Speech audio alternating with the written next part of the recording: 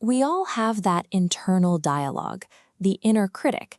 It is the persistent mental static that drives self-sabotage and makes us feel like imposters. To see how to override that voice, we can look at Álvaro Martínez. He is a media strategist and architect who has spent 30 years directing broadcasts and shaping culture for networks like Univision and Televisa. But his starting point looked nothing like a control room. He is the son of an immigrant bracero farm worker, and he spent his youth laboring under the California sun, picking grapes and cherries in the fields. Beyond the physical labor, his childhood environment was toxic. He endured regular verbal abuse at home, was repeatedly called a burro or donkey, and was eventually placed in special education classes because he believed he was incapable of learning. When children are fed negative narratives, they don't question them. They accept those insults as objective reality, forging a limiting belief system that halts their future growth. To rewrite that childhood programming, you engage in an active process of unlearning. You take the rigid structure of your early beliefs, break it apart, and deliberately rebuild it into 3 actionable steps: reparenting your past, reframing your habits, and executing your purpose. Attempting to build a successful career on top of a hidden foundation of childhood shame results in a mathematical error. Your unresolved feelings of unworthiness eventually cause you to sabotage your own progress. You cannot achieve lasting external success without first doing the quiet, internal work to systematically silence that critical inner voice. Step 1 is owning your history. Instead of hiding from the painful parts of your past, you claim them, because your specific story is the source of your power. For Álvaro, his lowest point hit in the 5th grade. His family could not afford to buy his school photos. Seeing this, his teacher, Miss Angelo, stepped in and paid for the pictures out of her own pocket. In that picture, he refuses to smile. He keeps his lips tightly pressed together out of deep shame over his crooked teeth, a physical manifestation of the trauma he carried. Today, he keeps that exact unsmiling photo on his phone. It is an active method of reparenting.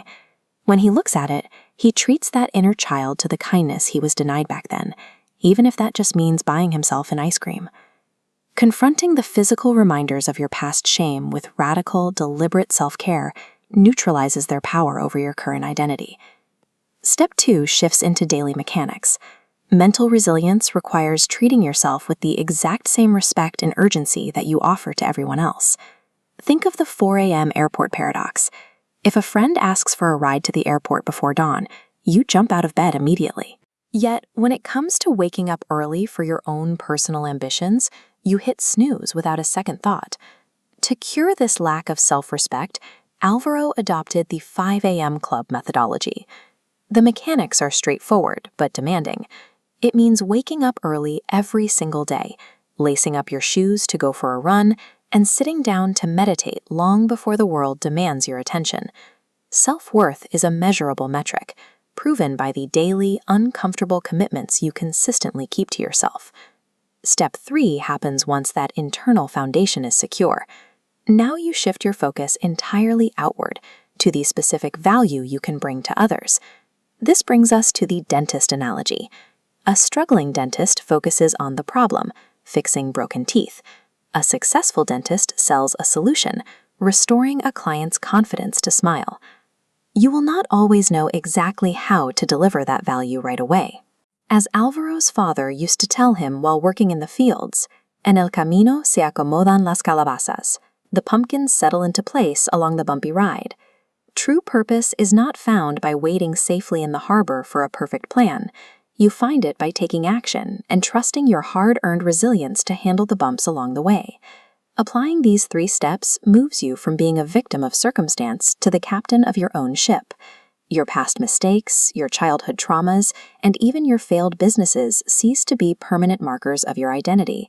They become essential educational tools. It is the oxygen mask principle of personal development. You are incapable of elevating your family, your business, or your community until you have secured your own mental health first. Unlearning your default programming and embracing your story gives you the clarity to change generational trajectories. We would like to thank María Romo for the invitation to her podcast. You can find her as @MundoRomo. This has been a bit of wisdom for your day. For more knowledge, like, follow, and subscribe.